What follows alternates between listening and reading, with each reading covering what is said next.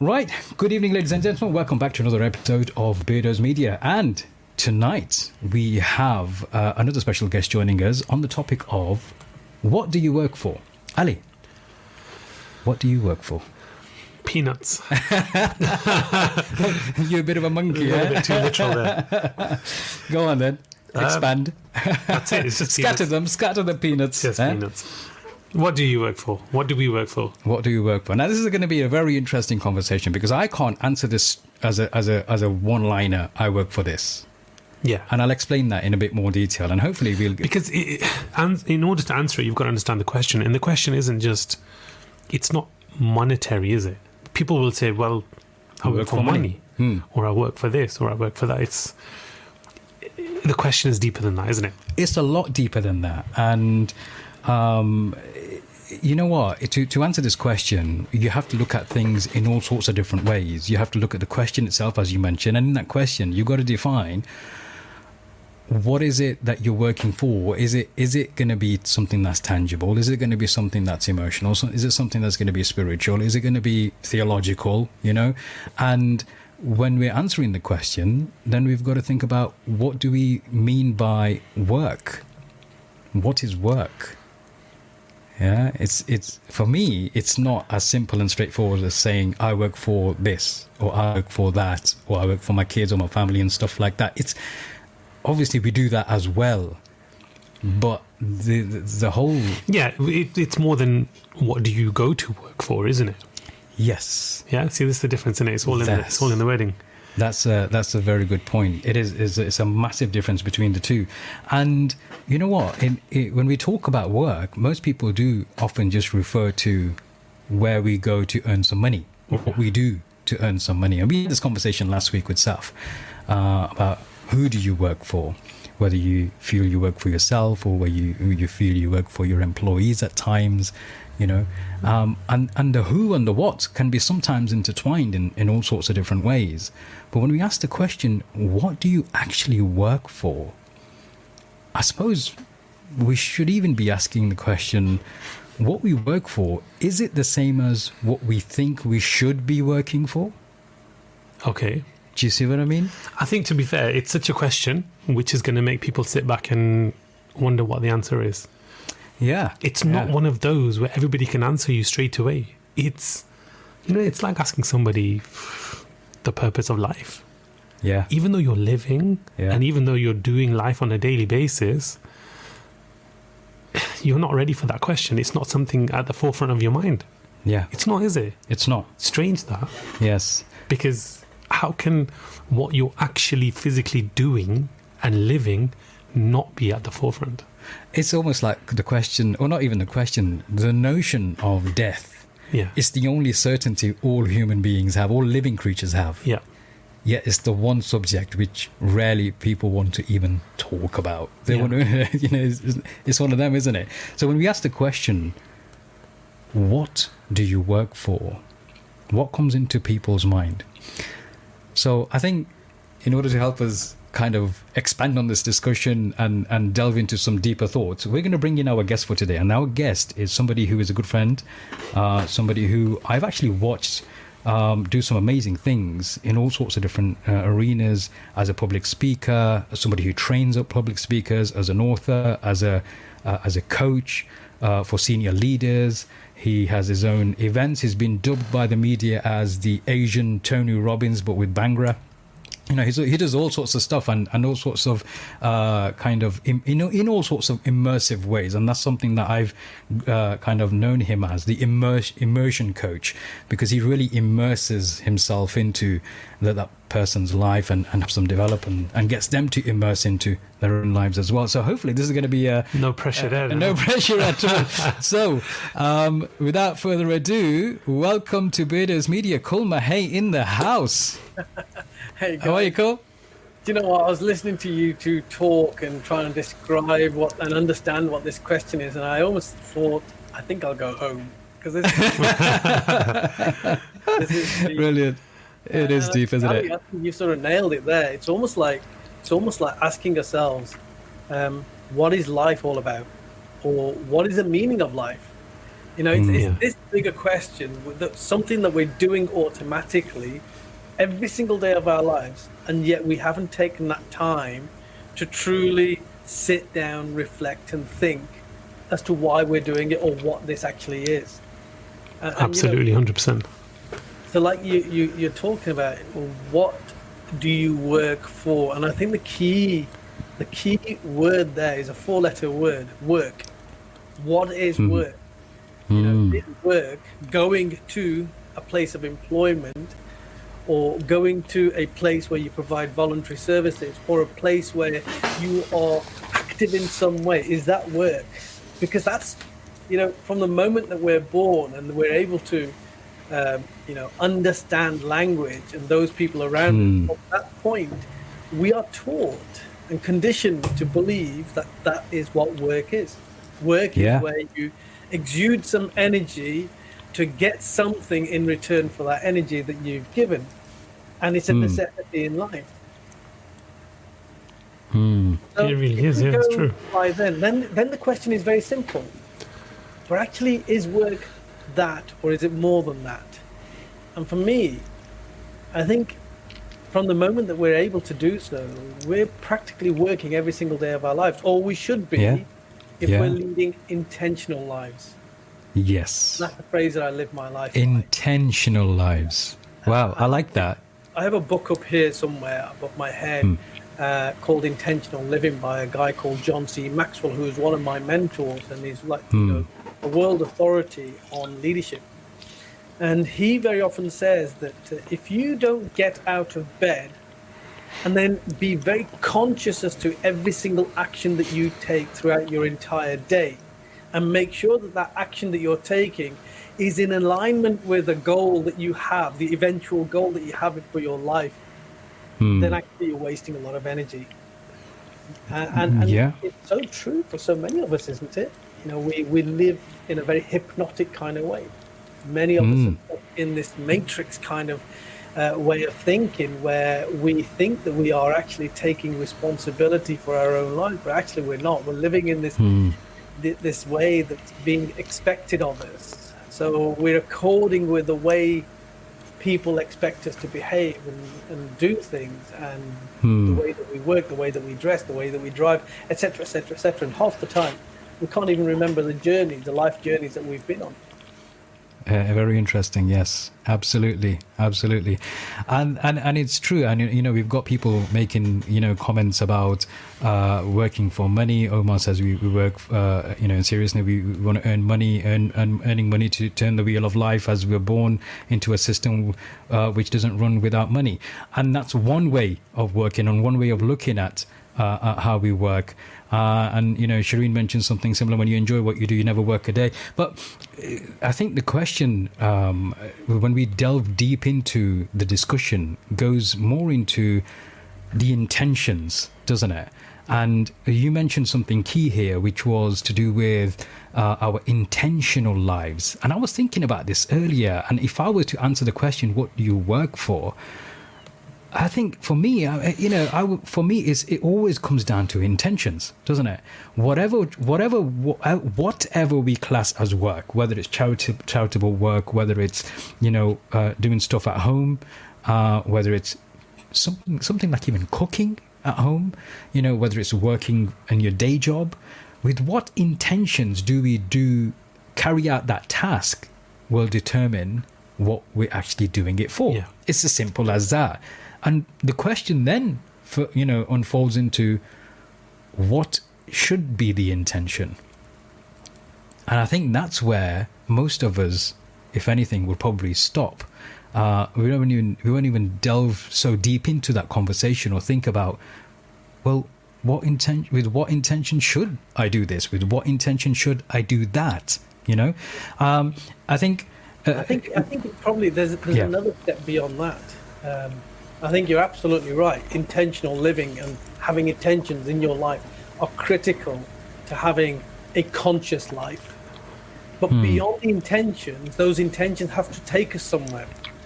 So I think where most of us fail is that we don't set ourselves goals. We don't have a vision for our lives. So what's the vision for our lives. Now, I can tell you what my vision is. And, we very often say, we have people saying all the time, create vision boards for yourselves so that you can visibly remind yourself of the goals that you want to aspire towards in life. And let's be honest, we won't have just one goal. The goal won't be just to be a millionaire or to have a 6-bedroom house or to drive the, fancy BMW. You will have a series of goals. He said fancy. Come on, man. That's not that bad. Is it cool?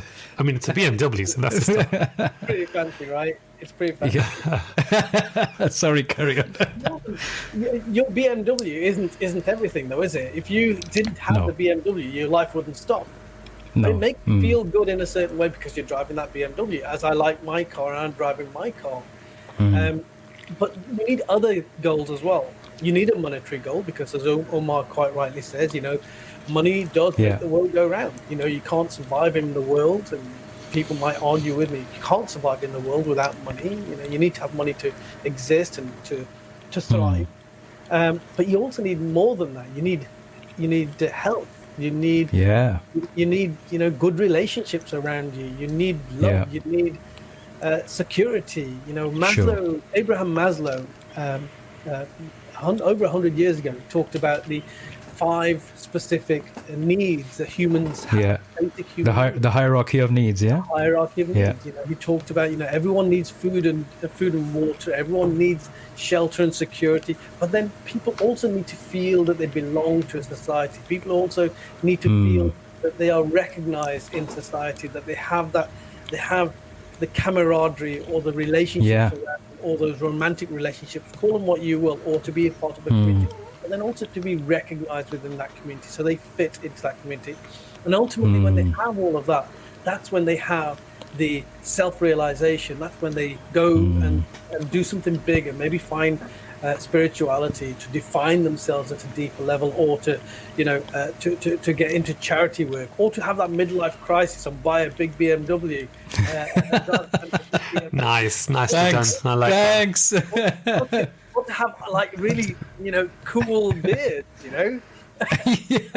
Well played. He's on fire tonight. I like this guy. Ignite your inner potential. He's ignited us already. Kul is one of us now. He's going to be on every week.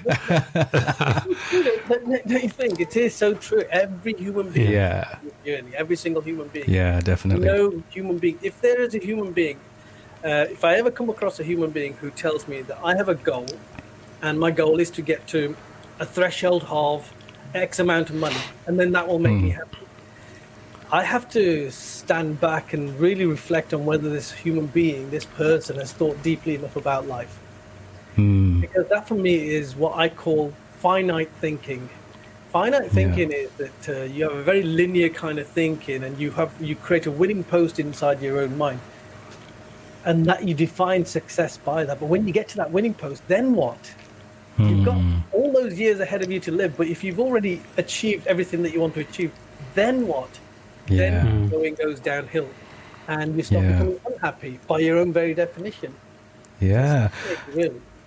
Interesting. I actually had this discussion with a friend of mine called Winston Ben Clements. You might have seen a couple of interviews I did with him a few years ago. We might actually bring him on to one of these shows one day. And I asked Winston, how does one find their purpose? Because it's what you mentioned, isn't it? When you've achieved everything materialistically, what then? Why do people then become unhappy? And you see a lot of celebrities becoming, very sad and, depressed and suicidal thoughts. And even though materialistically, they'll have everything you think you'd ever want. And Winston answered the question. He says, imagine, Majid, if you had achieved everything. Imagine you won the lottery and you had all the money in the world that you ever wanted. You were never short of anything financially. Materialistically, you had everything. Yeah. Then what would you do?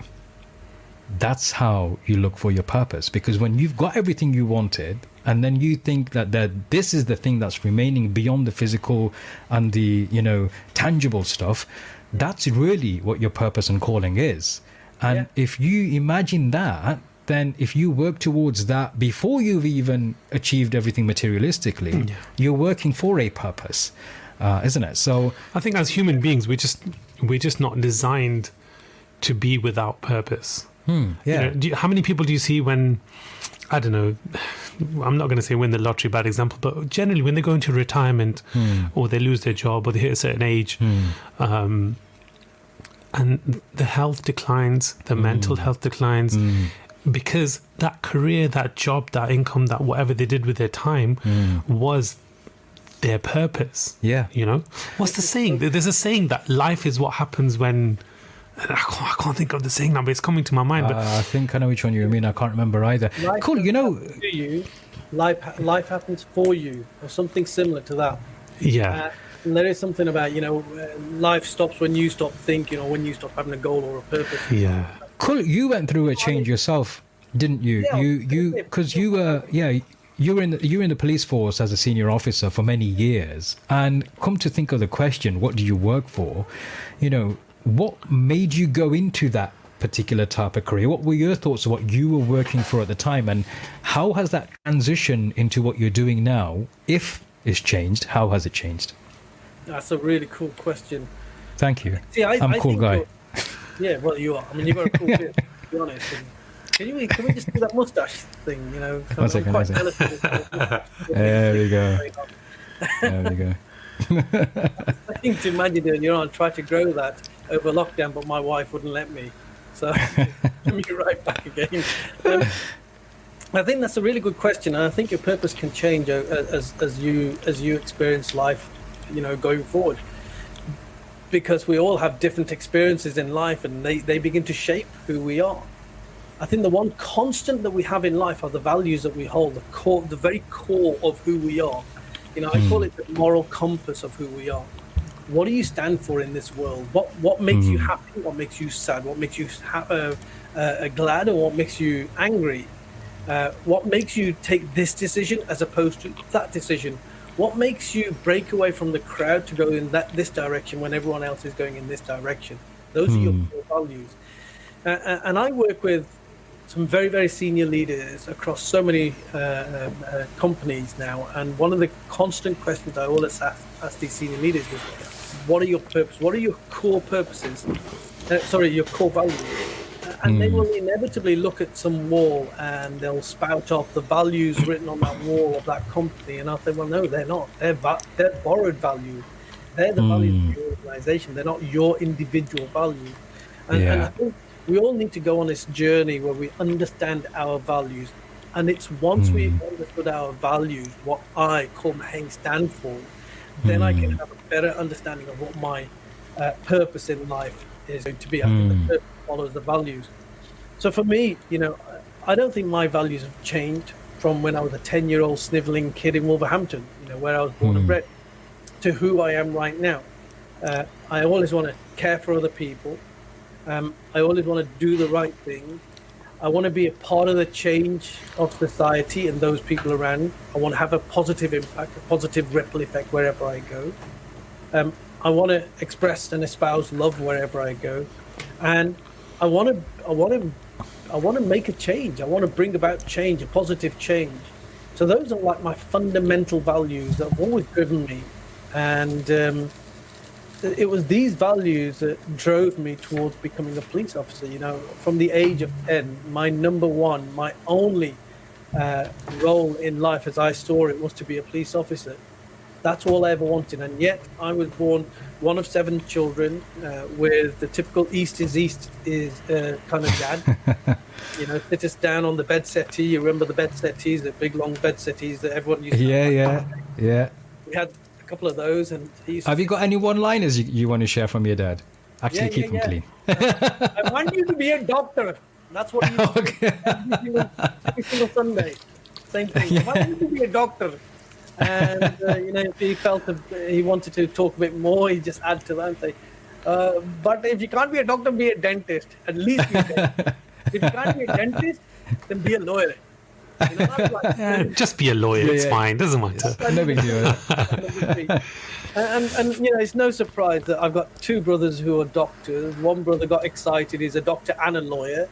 Oh, wow. My sisters are nurses. One sister became a teacher. One brother became a layabout. So he really bucked the trend. Was that you? Well, depends on how you see the police. But I decided I was going to be a police officer, and it became my number one passion. And as soon as I was able to apply at the age of 15 3/4. In those days, pretty much every single police force had full-time police cadets, and 43 police forces. I applied to 26 and I got rejected 26 times.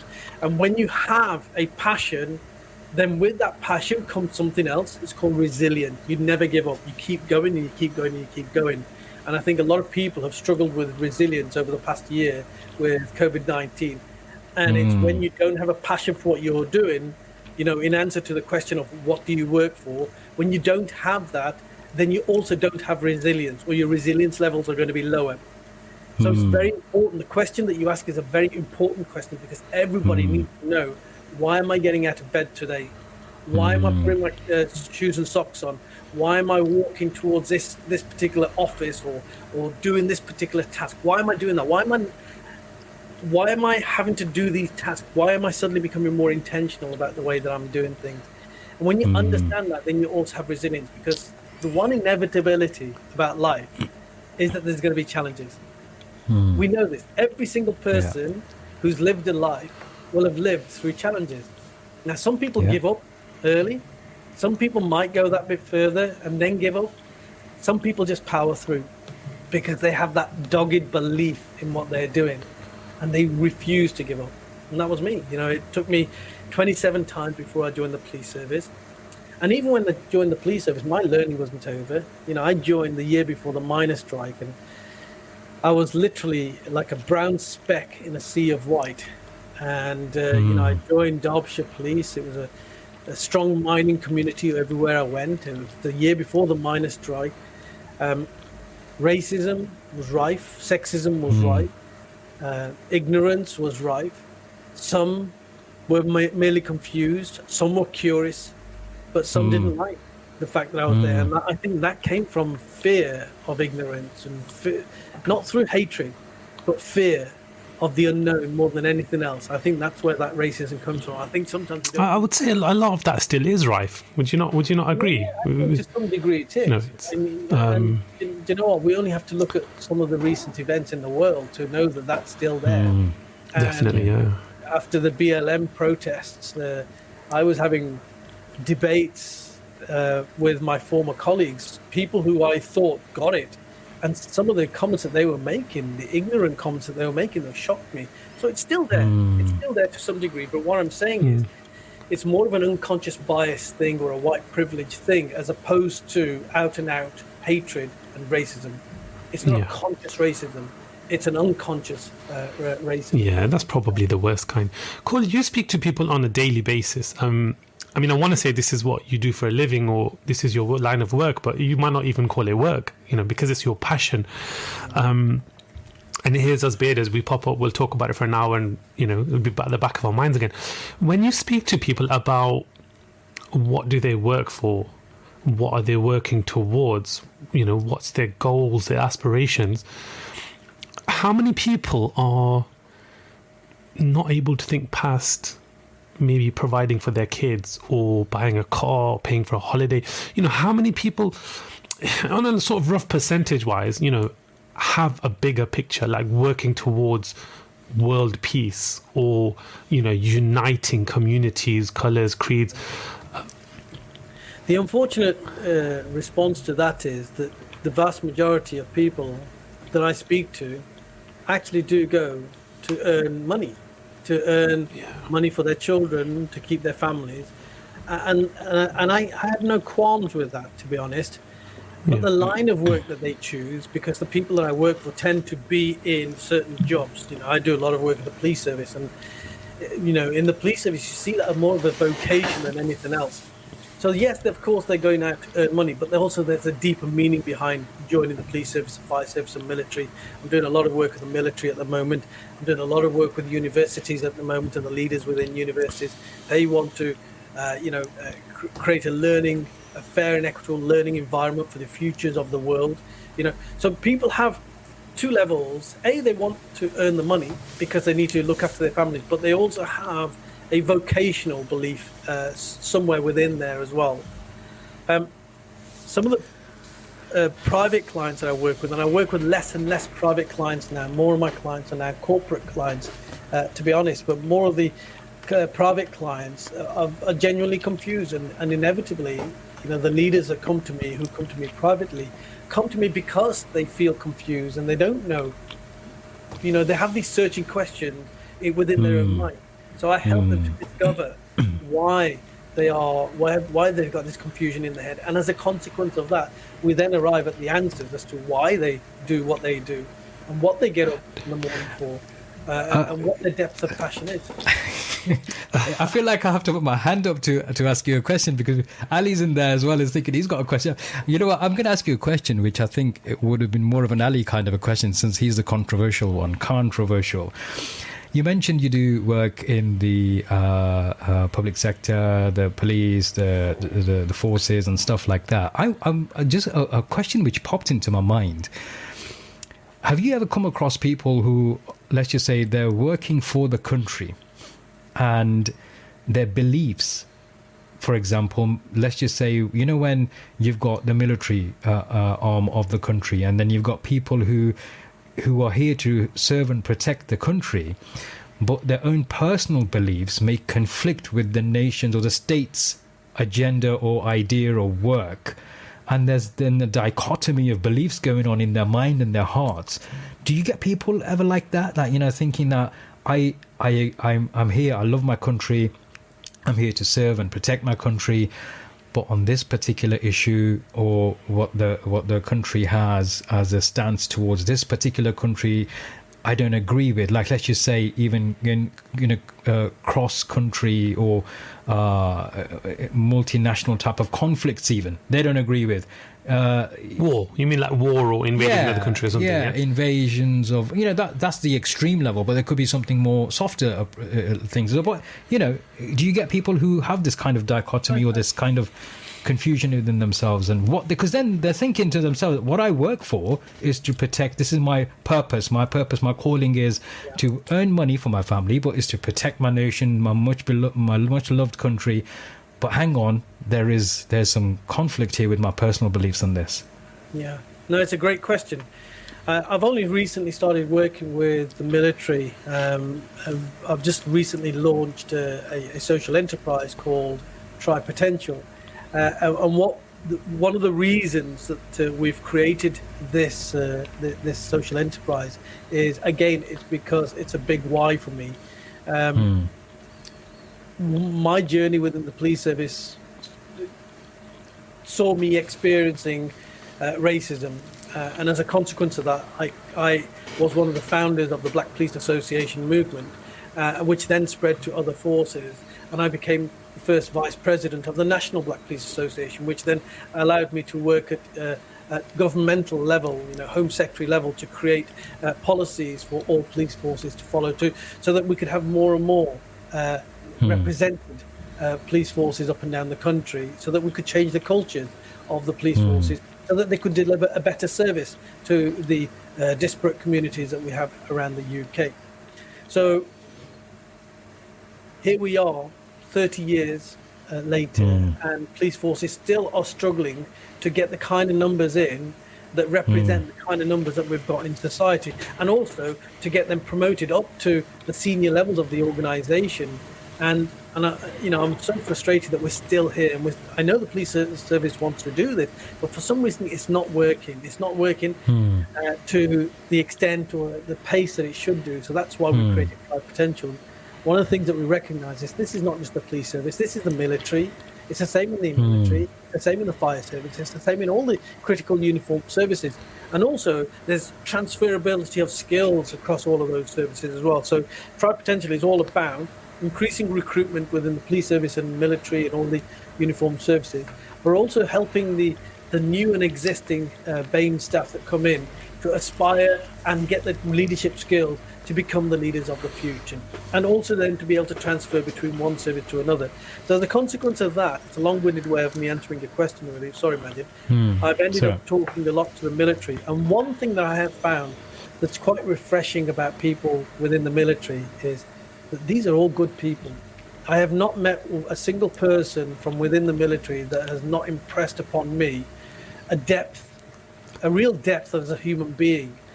They're not, those that I've spoken to are not some robotic sort of uniformed personnel that just does what they're told to do. Of course, there's discipline within the military, but what I have found is that they have a real strong sense of purpose as a human being. And we talked about a goal is not just about earning money; it's about so much else. And they have had a much more deeper kind of thinking and understanding of why they're doing what they're doing and what it means to them, what it means to not just for the country but for world peace or unity across the UK. On that note, though, Kul, sorry, you were saying, carry on. No, I'm just saying that has impressed upon me, and with the work that we're going to do with Try Potential, we want to extend upon that, because one of the pieces of work that I do now within pretty much any organization that I work with is help develop and create emotionally intelligent cultures. And I say that if you are emotionally intelligent, then things like diversity, inclusion don't actually matter anymore, because as an emotionally intelligent leader, you should be at the very top of your game. You should be a great leader for everybody. Agree. So that's what I try to do now. I create emotionally intelligent culture. So I'm hoping that with the work that we're doing, we can also help reshape the cultures of the military, the police, the fire service, and prison service, and so forth and so on. Now, just a question on that, really, is seeing as we've touched on the topic of, military, police services, just basically authorities and laws and stuff. Do you think part of the struggle of getting people from the BAME community to join and work under that banner or for that force is, look, they're not working for just money? I think so. I think that's probably the case for most people. But on the flip side, if you've got somebody who's like British through and through, for generations, they're white, yeah? It's easier to get them to work for, let's say, the army, yeah, to fight for the Queen or Queen and country, or wear that uniform. I think part of the struggle, and you probably know better than me on this, is getting Asians and people from other minorities to work under that arm of the law or whatever, is the fact that they just, because of the history. The history, and the fact that they have more of a conscience. They don't believe in the values of invading this country, that country, this country. And also they don't agree with police tactics, the brutalities, the biases, the discrepancies, everything else. And I think it's not addressed, not by the army, not by the police, not anything, is because if you really ask these people, what do you work for? What do you work towards? If you look at the BAME communities, they're not nationalistic as such. They're not. Blind following might be a little bit unfair, because I'm not saying white people are blind followers or whatever, but there is a certain sense of nationalism, patriotism, just pride, those things. And that's why it's easier to get white people enlisted into the army, go and invade another country without asking too many questions, see this and the other, But with the BAME community, for some reason... I think that's partially because the BAME community, because traditionally we're a migrant community, right? Yeah, we are descendants of migrants, so our roots aren't distinguishable just within this country, but we also have some of our roots scattered in other parts of the continent. So there's a proximity there. This is it. In terms of emotional proximity. I actually think there are 2 or 3 issues here for me. One of them is that in order for us as a society, in order for us to attract more people of all colours, not just BAME community, because for me that's what I call demographic diversity. So you're saying that person is different because they've got a different coloured skin, or they worship a different religion, or they have got a different gender. That's all demographic diversity. And I don't want to get too hung up on demographic diversity. I think the important thing is to have cognitive diversity, where everybody is allowed and actually encouraged to think differently. So let me just explain what I mean. I've known plenty of brown or black faces have got to senior levels in an organization, but then have just been exactly like their white colleagues. They talk like them, they walk like them, they think like them. And I always say, well, what's the value of that then? What was the point of getting a brown or black face or Good a woman question. to that position if they're just going to behave like everybody else? Good That's question. a simulation. That defeats the object of the exercise. The reason why I want to have representation, and the reason why we do the work that we do with Tribe Potential and with the work that I do in Ignite Your Inner Potential with organizations, is I want people to be able to celebrate who they are. Who they are, where they come from, the difference of thought that they have, the cultural differences that they have. So ultimately where I want to be is that we have senior officers within the army, the police, the prison service, and so forth and so on, NHS, wherever it might be, where people are still proud to be a Muslim. People are still it's not just a label that you've become a lieutenant or a colonel or something. You see the Muslim who's still praying in the army or in the senior position. You still see the Sikh with the pagadi on. We see the Hindus with the tikka on. All these things. Yeah. And nobody should bat an eyelid. That's the key thing. So that's what we need to create culture where nobody bats an eyelid about that. They're saying, yeah, fine. It's a bit like Rishi Sunak. That's true. That's tree freedom, isn't it? Yeah, exactly. But isn't that an issue in itself, though? What? If you encourage Muslims or Sikhs or whoever, right, to take up arms for Queen and country, now most of these religions are against this whole notion of nationalism. Yeah, for a Muslim to fight for anything other than his faith or his God, etc., is completely prohibited. Now, sure. Where here's the Queen. She would come out and say, "Do you know what? It's okay. Be a Muslim. Forget about the fact that Islam teaches you to shun nationalism.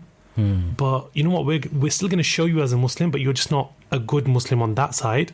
Be this kind of half Muslim type." And just go away from liberal Muslim, and then that's what's promoted as right. And the thing is, it does come back to the question of what do you work for, who do you work for, why do you do it, what's your goal, yeah? But it's a tricky one because you're having to ask these people to kind of water down who they are, what they are, in order to get what you need out of them. I get that's a massive issue. The thing I would say to that is, let's look at the home countries, if you like, of any person of any race. So, Hindus, India, Sikhs, India, Muslims, Pakistan, Abu Dhabi, UAE, Saudi Arabia, wherever.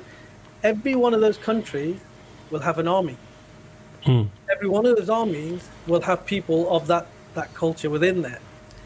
And I think the key thing here, so you'll always have Muslim soldiers or Sikh soldiers or Hindu soldiers. And the other thing I think is being a soldier is not just about going out there fighting.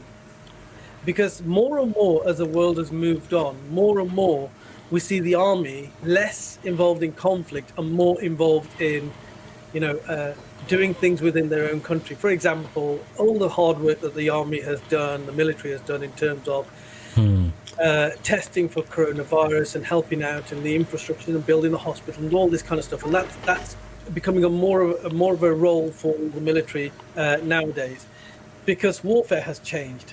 Warfare is no longer about going out there with guns. Warfare. Yeah, careful, Kul. You might get some of these conspiracy theories saying that the coronavirus is a part of the warfare. It's warfare. Yeah.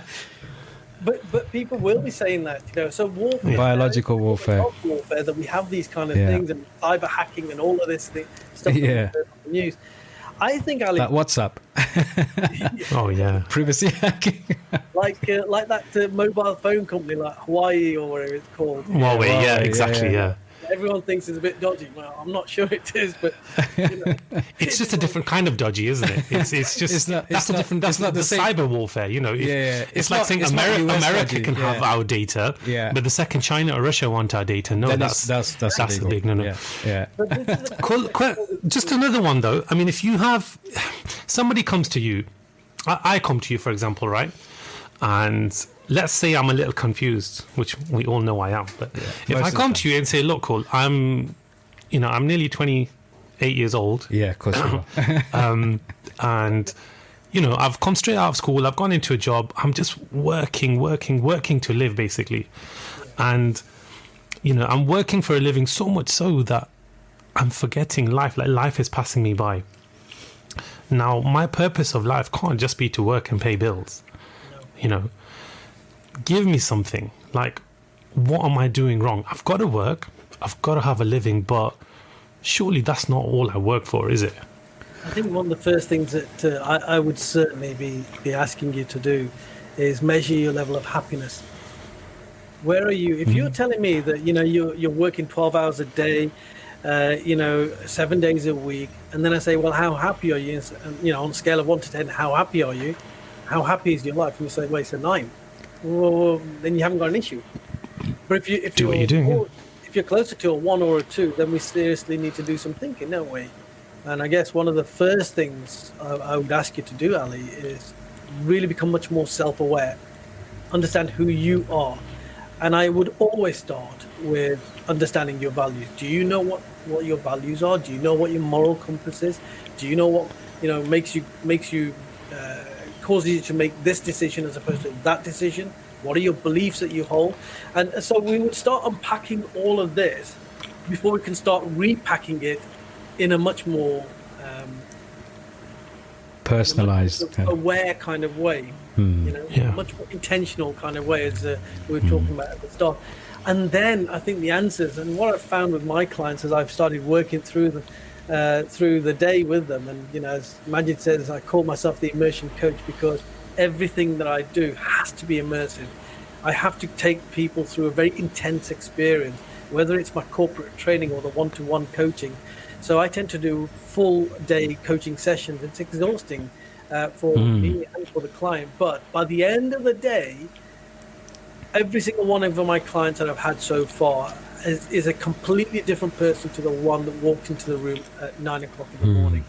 Because we've collectively, both of us have been on that journey together to unpack, repack, unpack, and then repack, and then to create some kind of an awareness as to what their ultimate goals might be that they want to aspire towards, and then to create some kind of a journey, a roadmap as to how they're going to get there. Cool. In addition to obviously going through those kinds of an assessment and assessing and working out on a scale how happy you are, working out what your values are, and finding your purpose in life. If we were to kind of just ask you for a brief way of how you would kind of advise someone on how to find their purpose, how would they find their purpose, in your words, in your opinion?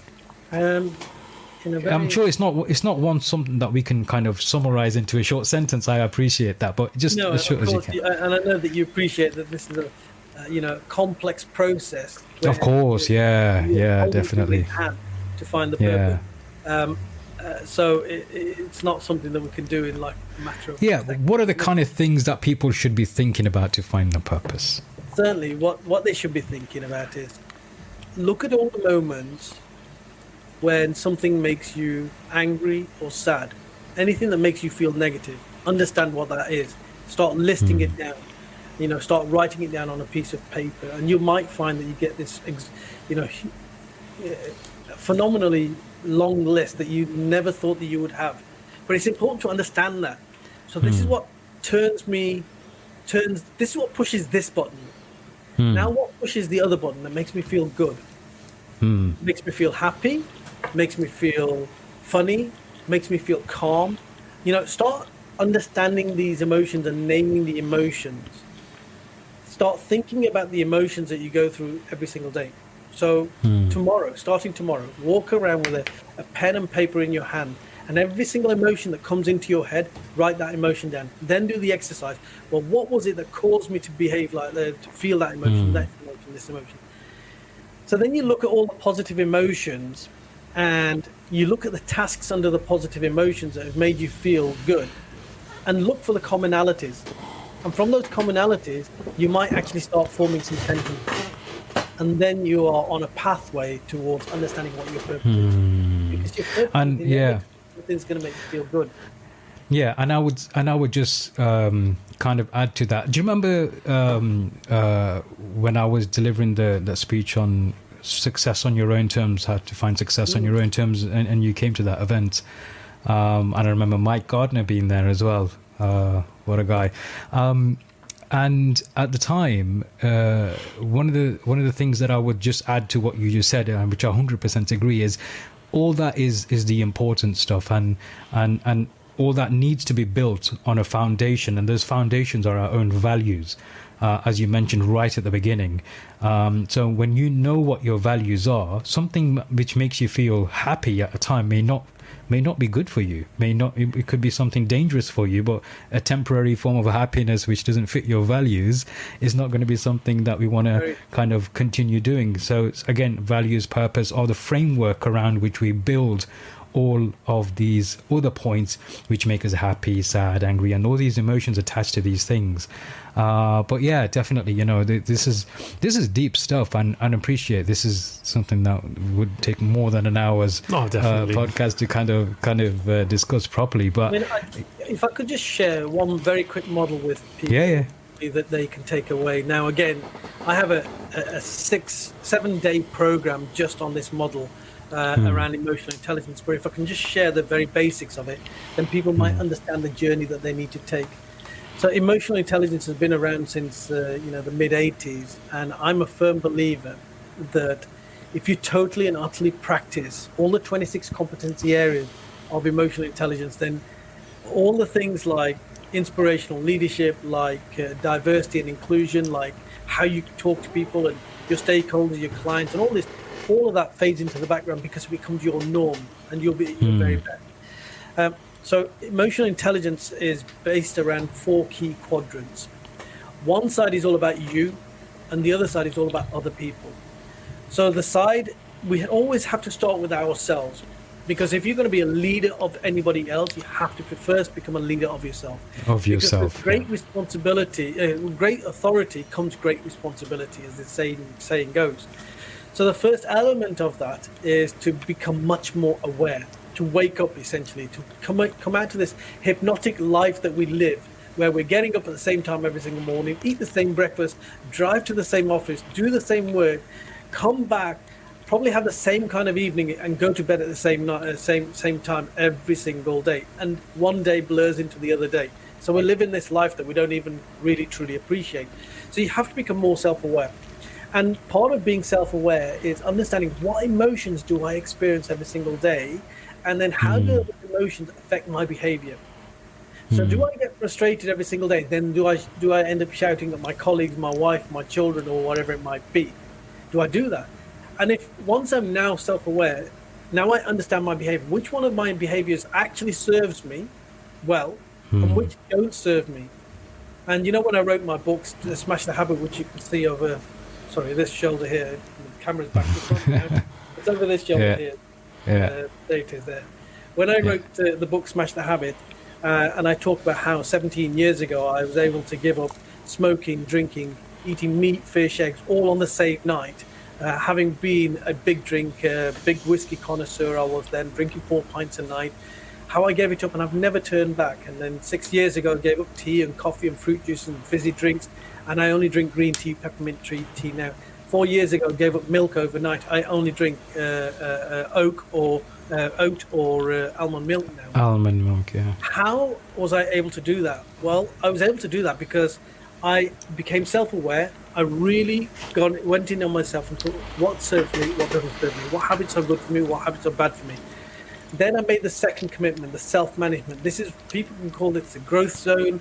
People can call this the action plan for your life, whatever, but it's the hardest part of it all. This is where you make a commitment to change yourself. So you start managing yourself much better. This is where, if you're on a diet, you say, I'm going to stop eating chocolate. And then you manage it for 2 weeks, and then it becomes really hard, and the temptation is always there to eat more chocolate. So that's that element. But when you master those 2 elements, then the third element is social awareness. Social awareness is really about understanding how everything around you works, how your organization works. If you're part of a religious group, how does it really work? Who makes the decisions and how are they made? who's in the clique and outside the clique. What are the politics in this group? Politics with a small p. Same with your community, same with your team, same with your family, whoever it might be, same with your group of friends. Once you understand that, then the fourth element is about relationship building.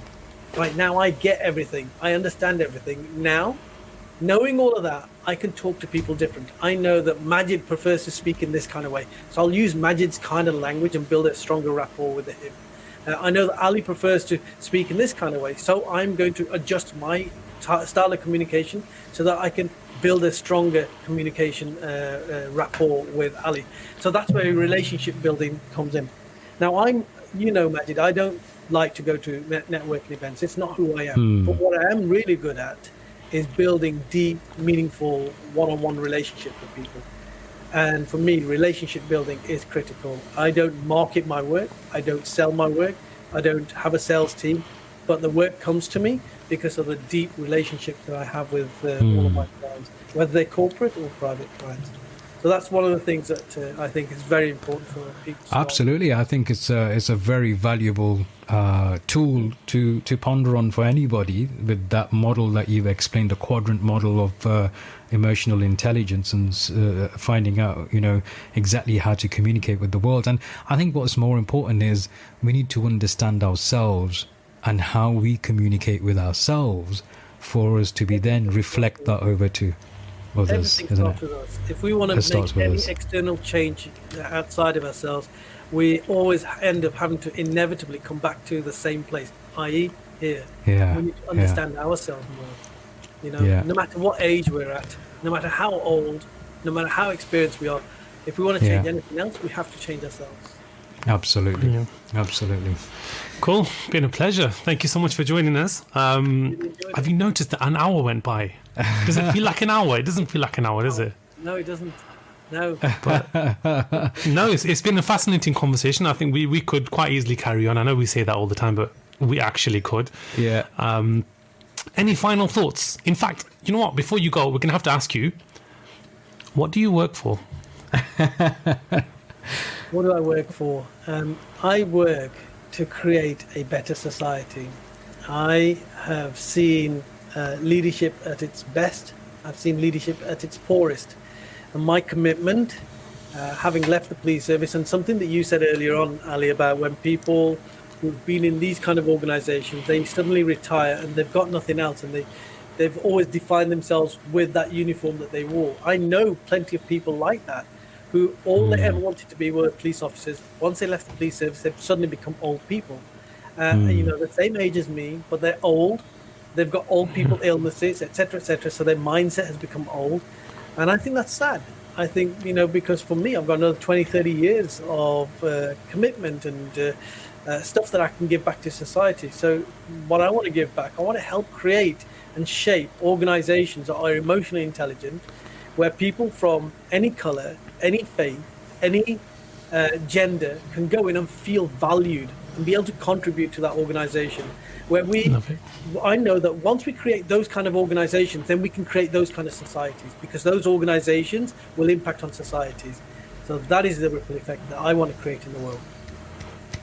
Cool. If you're not already in politics, or you're not, standing for some kind of election or the other, I vote for Kul. Get on it. Yeah. I vote for Kul. Cool. I don't know about you guys, but I've been following the elections over in America. Every single day for the past 2 or 3 months now. Wow. I just wish that there was You a got way some stamina. we could send somebody from England or the UK to go and become an American president, because it's a mess over there. Real mess. Wow. We talk about leadership. Wow.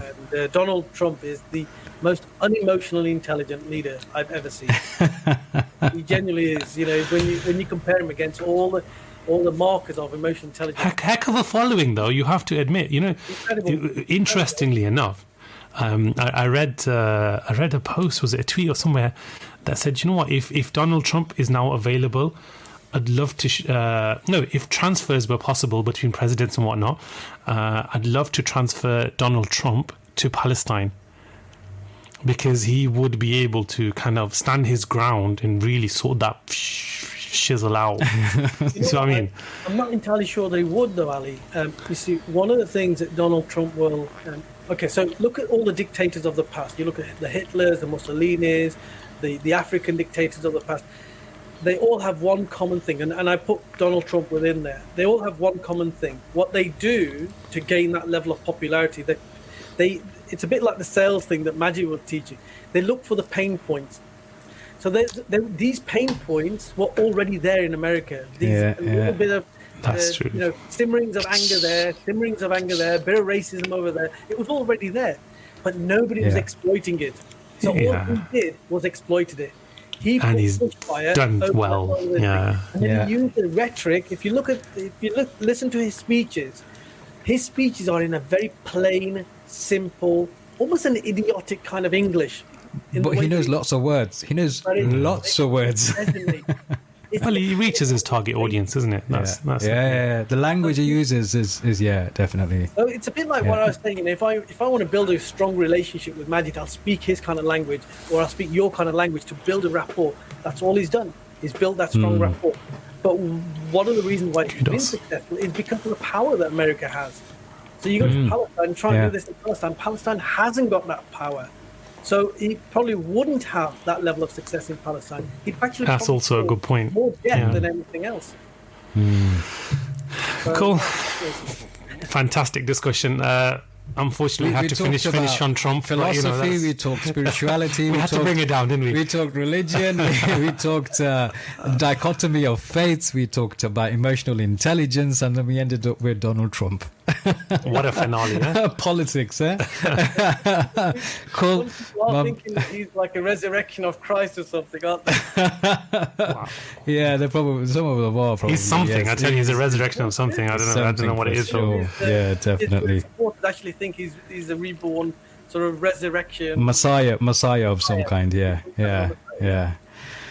Listen, Cole, we've got to wrap up now. We would love to continue this conversation. If you want to hang about in the waiting room, we'll wrap up with you afterwards. And but for now, we've got to close the show. But wow, what a fascinating conversation! For those of you who've been listening, do like, share, and subscribe. As I'm supposed to be saying, as somebody on a public platform, but always keep forgetting. But guys, this was Kul Mahay. Thank you, Cole. We're just going to bring you down for a second. This was Kul Mahay joining us here on Beardos Media, which was the 12th episode of season 2, and another fantastic guest that we had. And you know what? Keep them coming, I say. Ladies and gents, this is it from us for tonight. Any parting words from you, Ali? No, that's it. We didn't ask you what you work for. How did we not ask you? You did right at the beginning. What do you work for? We're not out of time. We're going to do an extended version today. I say we work for the intentions with which we work, which was overly simplistic. By politicians, overly simplistic answer. But there's a lot more that goes into there. Yes, and on that note, thanks very much once again, guys. Hope you enjoyed that, and see you on the next one. Yeah.